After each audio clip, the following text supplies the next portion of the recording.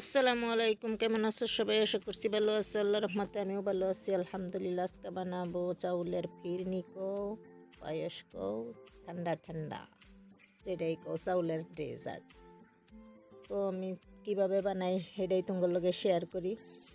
ইফতারের জন্য কত ঠান্ডা একটা বস্তু খাইবার মনলো, কোনো সময় একটু এই গরমের মধ্যেও খাইবার মনলো, তো এইটা আমরা একটা হেলদি ডেজার্ট হিসাবে রাখতারি। তো কীভাবে বানাই সেটাই তোমরা লগে শেয়ার করতেছি। তো পড়লে আমি হেন লই লইছি চাউল, এই যে পোলাওয়ের চাউলগুলি জাঙ্গরে নইডারে জহা চাউল কয় সেটাই লইছি আমি 4 মুঠ চাউল লইছি। 2-3 ঘন্টা সময় আমি ভিজাই রাখছিলাম। 4 মুঠ চাউল এভাবে লইয়া সুন্দর করে ধুইয়া 2-3 ঘন্টা সময় এভাবে ভিজাই রাখছিলাম, একদম গুঁড়া গুঁড়া হয়ে ফুটছে। তো এখন আমি আমল তাজা প্যাকেটটা লই লইছি দুধের 1/2 লিটারের, আর অল্প ড্রাই ফ্রুটস লইছি। চাউলগুলি এইভাবে সুন্দর করে কেসলে গেলে একদম ভাঙ্গা যাবো, দেখো একদম সুন্দর করে ভাঙ্গা যেতেছে। চাইলে তোমরা বাড়া তো ভিসার লইতে পারো, ব্লেন্ডারও ব্লেন্ড করে লইতে পারো। তো চুলার মধ্যে আমি একটা পতিলা রেখে দিছি, এর মধ্যে 4 গ্লাস পানি দিয়ে দিছি, 1/2 লিটার দুধ দিয়ে দিলাম।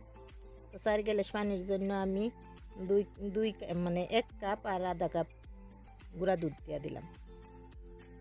তো পানিটা একটু জাল হইব, চাউল একটু সিদ্ধ হইব, তার জন্য 4 গ্লাস পানি দিছিলাম। তো সুন্দর করে পাকায় পড়ছে দুধের মধ্যে, এর মধ্যে আমি চাউলগুলি দিয়ে দেব।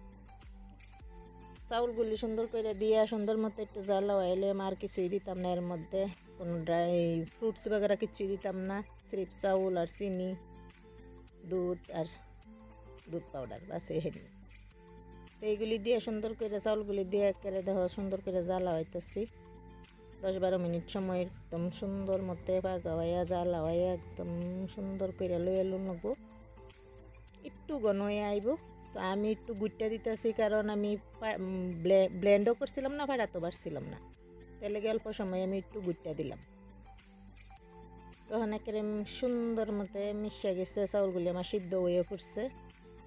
স্বাদ মতো নিমখ দিয়ে দিলাম, 1 কাপ চিনি দিয়ে দিলাম।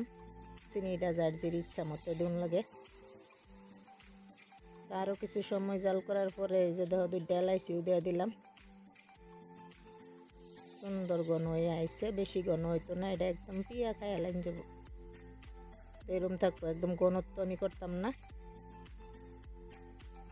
তো আমি এখন ড্রাই ফ্রুটসগুলি দেওয়া দিই।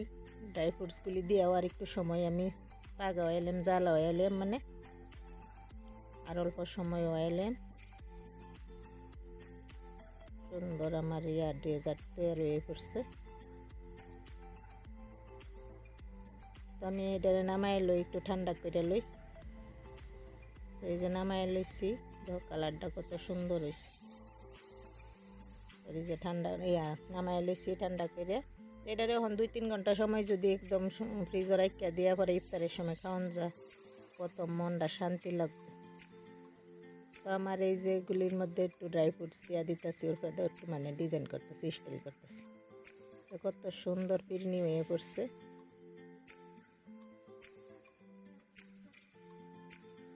গরিবের একটা ফিরনি চাউলের,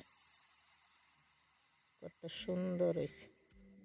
তো কিরম লাগলো এই রেসিপিটা? যদি ভালো লাগছে like, share, comment and subscribe করবা, আমার সঙ্গে থাকবা, পাশে থাকবা। আজকের জন্য আল্লাহ হাফেজ। আবার নতুন রেসিপি নিয়ে হাজির হয়ে যাই। সুস্থ থাকো, ভালো থাকো। তো এটা আমি এরমভাবে বানাইছি যে পিয়া খাওয়ান যাবো একদম সুন্দর মতে।